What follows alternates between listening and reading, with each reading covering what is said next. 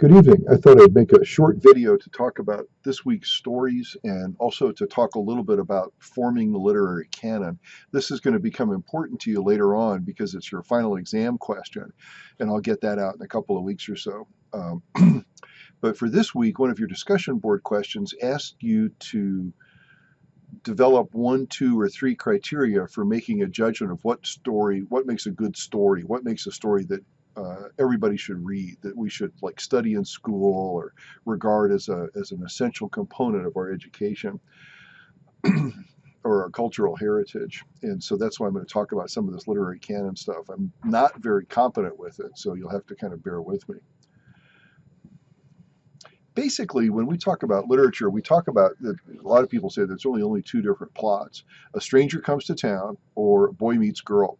And the boy meets girl one clearly is the haunted house story by Virginia Woolf. And I'm glad you picked it because next week we're doing an exercise in microfiction. We'll read a bunch of stories that are 1 or 2 pages long. And I'm going to ask you at the end of that week to write your own 1 or 2 page story.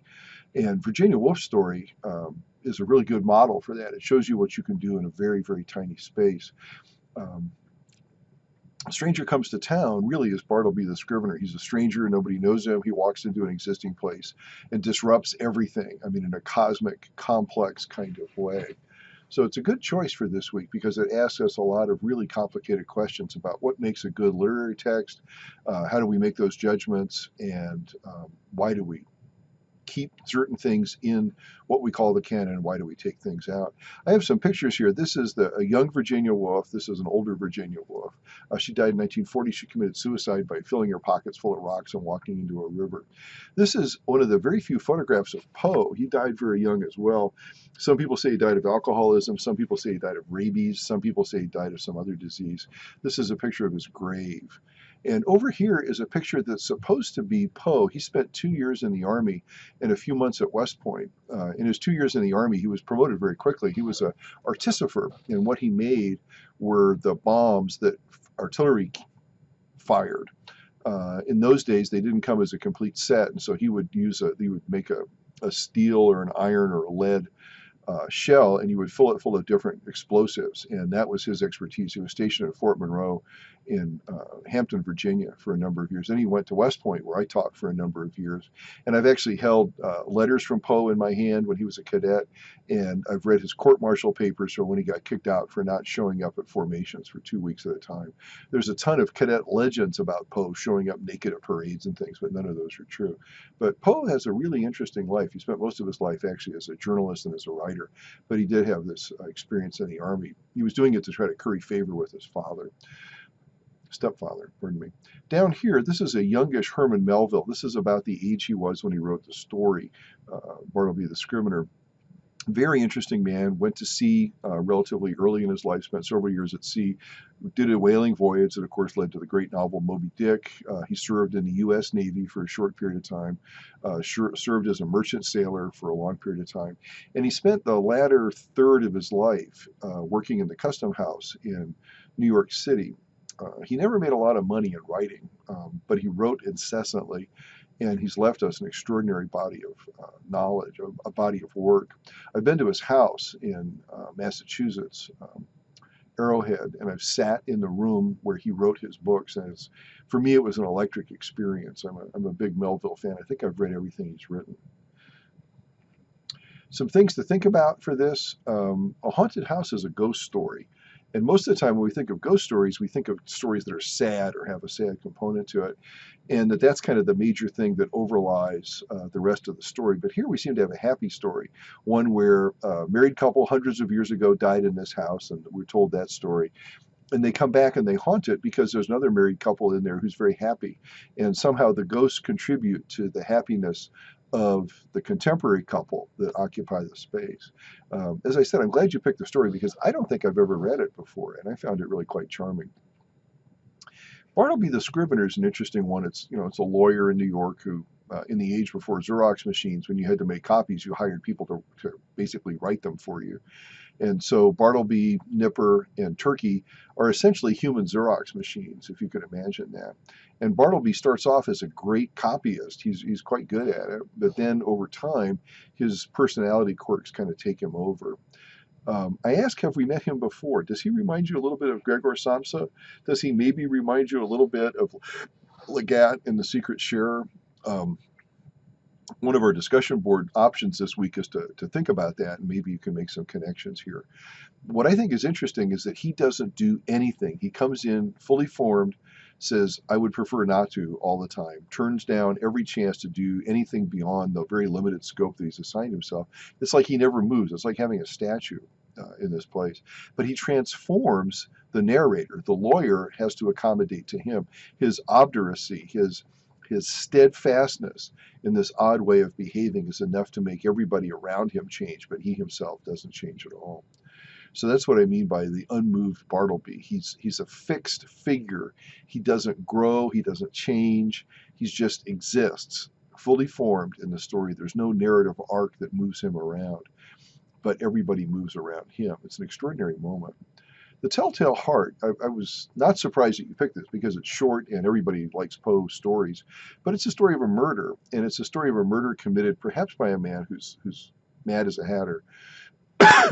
And he says he kills this man because of this evil eye, and he plans it very carefully, and he uses this planning as an indication that he's not insane, when of course all of us on the outside of the story are going, only somebody who is crazy as a loon would spend this much time carefully preparing for this murder.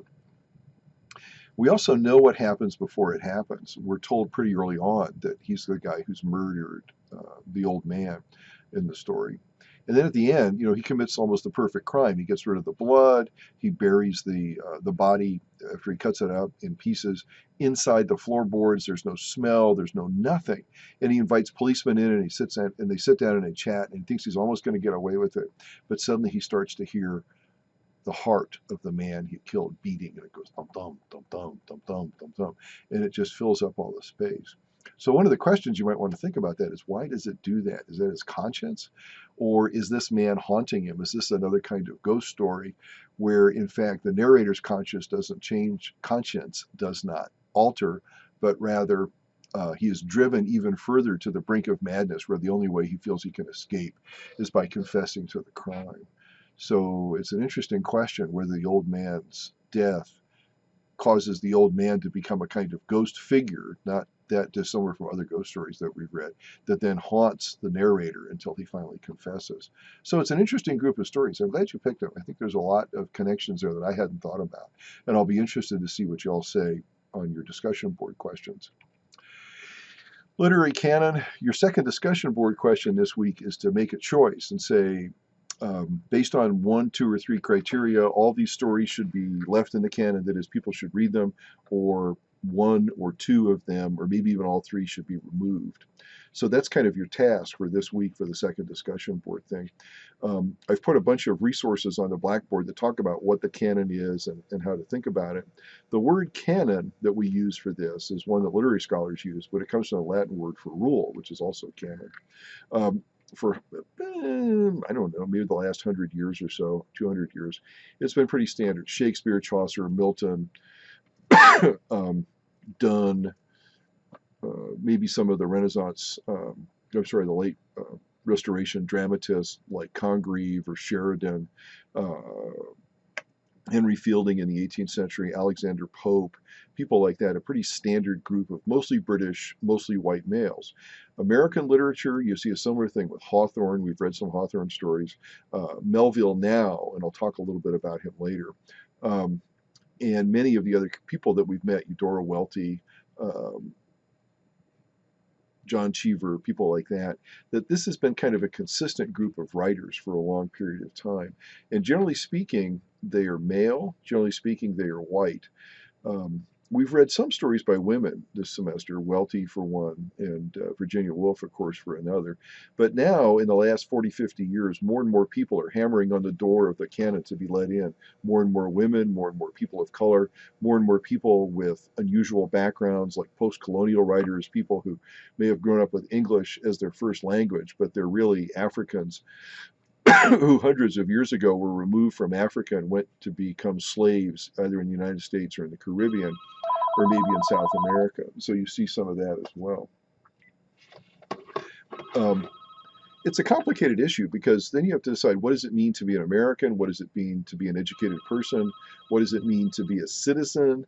Um, if your literary canon includes a lot of British writers, or even crossover American British writers like Henry James, does that expand your horizons or does it make it smaller?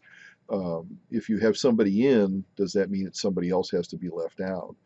And a lot of this really is determined by what gets studied in undergraduate courses like ours or graduate schools like the one that I went to years ago, where we spent a lot of time thinking about what we're going to read and what counts and what doesn't count. What's a solid piece of literature that's going to stand around for centuries and what isn't. Okay. Issues of language come up a lot, and I'll be talking a little bit more specifically about some language later. But the notion of how well people use the language, how attractive the prose is, how real life it is, and sometimes those are two different things.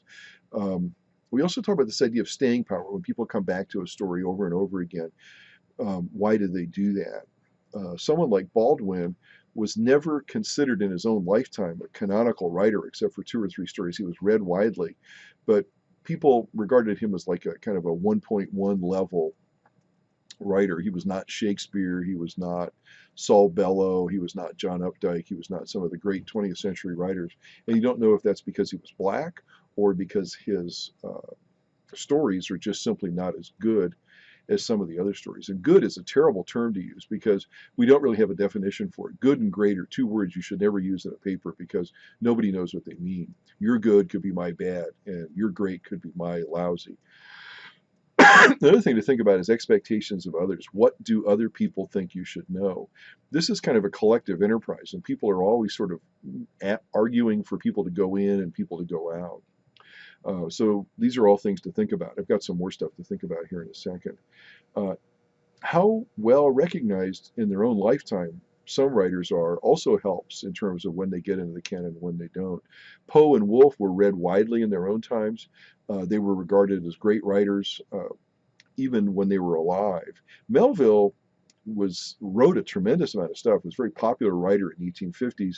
After Moby Dick, he becomes less popular. Moby Dick's his third novel. And he writes a tremendous amount of poetry. He writes a ton of short stories, and he writes a wonderful book called Billy Budd at the very end of his life. But that was all published, but there's very few reviews. People just didn't read it. And so it wasn't really until the 1920s and 30s when literary scholars started to go back and look at older American writers and say, why do these guys get ignored? And now Melville is considered to be as canonical a writer as Shakespeare. In fact, there are a lot of people who do research on the similarities between Shakespeare and Melville in Melville's writing, how much Melville was influenced by Shakespeare. We have Melville's complete works of Shakespeare that's all marked up, and so we can look at that and see just how much Melville derives from Shakespeare. And that's kind of another question. If you have a writer who's derivative, who relies on some of the same plot structures and some of the same language and some of the same symbols that a really great writer like Shakespeare uses, and I'm using that word great inappropriately, does that mean they're in the club, or does that mean that they're just imitators? And I think there's good imitators and there's not so good imitators. And maybe if we have some time, we can talk about that, but I'm not sure. Another question that comes up is how big should it be? Those of us who went to college in the 40s, 50s, 60s, 70s, 80s, you knew you were going to have a 2-volume Norton anthology. It was kind of the standard anthology of English literature. It starts with Beowulf and ends sometime in the 1970s, depending on what edition you have. And there's a mixture of major and minor writers in there, but the major ones pretty much everybody knows: Milton, Shakespeare, Chaucer, Donne, like I said, These are people that would be, no matter who's making the decisions, they're always going to be in there. Although there's more and more people now who don't read John Milton, the author of Paradise Lost, whereas when I was in college, that was a standard, not there anymore. Another issue is language. Not so much language in terms of attractiveness or felicity with language like Woolf shows us, but rather language that offends people. And a couple of students in class were concerned with Eudora Welty's story because it uses the N word. Some of you have probably read or not read Huckleberry Finn, Mark Twain's novel, and been concerned about the way that African Americans and slaves are referred to in that story. And many people have said we should take these guys out because they're racist. And so the question is, does that language use make them racist? And the same thing applies if they're talking about gay people or lesbians or any other kind of minority group.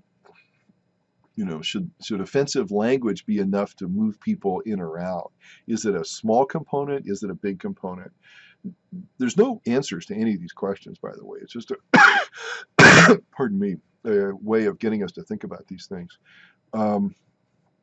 Gender, as I mentioned early on, most of the canonical writers were men. Now you see more and more women, even from 2 and 3 centuries ago, coming in. And when they come in, does that mean that somebody has to move out? Do they have a greater claim because they were excluded early on than writers who've been around it, inside the system, as it were, for a couple hundred years? And so these become really complex questions. One of the issues is, does biography or identity trump quality? And quality is a very slippery term here. Some stuff is just simply better than others, and that's always the big question. Another question that rises is this idea of works that have stood the test of time. Every time I read Hamlet, it's like reading a brand new book to me, and I've probably read it 100 times. I mean, it's one of my favorite books. Moby Dick, I've probably read that 15 or 20 times, and every time I read it, I see something I've never seen before. I also see parts that are extraordinarily familiar and very comforting to me. A story like The Dead, I'm quite serious when I say this. As soon as I finish that, as soon as I get to the last sentence about the snow falling all over Ireland and covering the people in the cemeteries and stuff, when I get to that ending, I immediately want to start the story all over again and walk into the house of Mrs. Morcan and go to the party. There's something about that story that just compels me. And I honestly couldn't tell you what it is, except that I think I have a lot of empathy for Gabriel and almost an equal amount for Greta.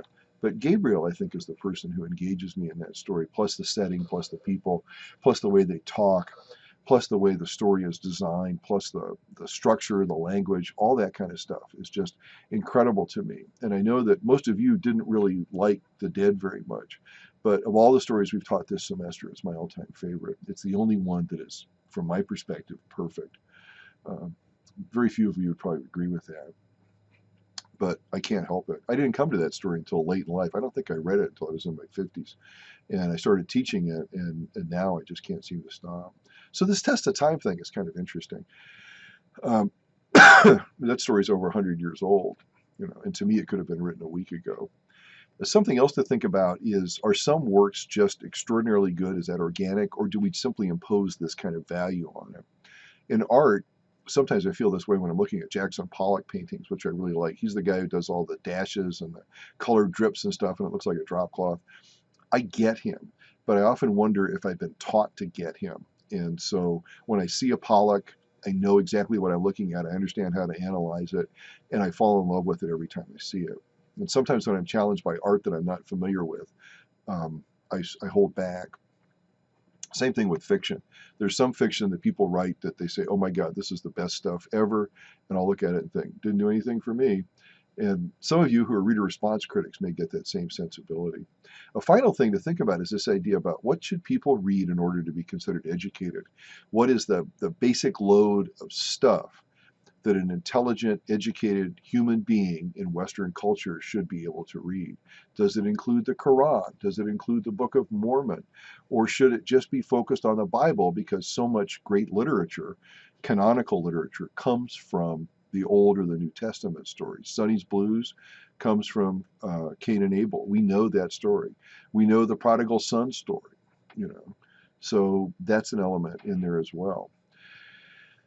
Another issue that comes up a lot of times is should writing be representational? Should it be like a photograph or a movie, or should it be more impressionistic? Woolf's writing, for instance, is more on the impression side. Um, so a story like Shiloh, I mean, we know what those people live like. We know what they look like. We know what their house looks like. We know what their car looks like. We know everything about them. And does that expand or diminish the quality of the work? I think this is my last.